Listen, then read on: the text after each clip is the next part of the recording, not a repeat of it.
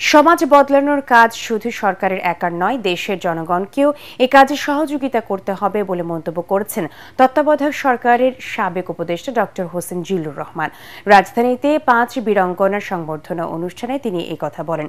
এ সময় মুক্তিযোদ্ধা এবং বীরাঙ্গনাদের যথাযথ মর্যাদা দিতে সবাইকে এগিয়ে আসার আহ্বান জানান বক্তারা। ইমদাদুল্লাহ বাবু রিপোর্ট।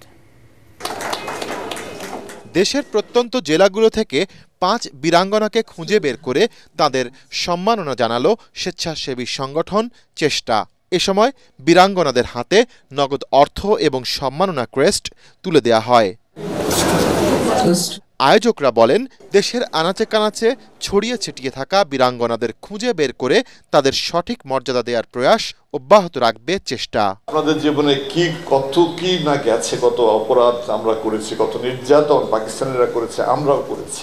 আপনাদেরকে সমাজে মূল আসনে মূল স্রোতে না আনতে পারার অপরাধ আমরা করেছি, কিন্তু মনটা ভরে গেছে। মনে হয়েছে আজকের দিনটা যেন আমার কাছে একটা পবিত্র সন্ধ্যা।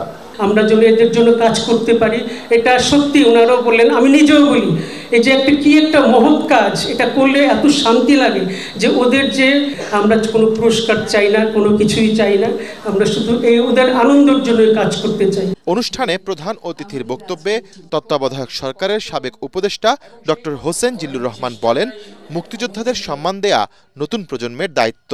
একটা সমাজ গড়ে উঠে, গভর্নমেন্ট থাকে, সরকার থাকে, রাষ্ট্র থাকে, তাদের দায়িত্বের মধ্যেই সমাজ পরিবর্তনের মূল দায়িত্ব তাদের।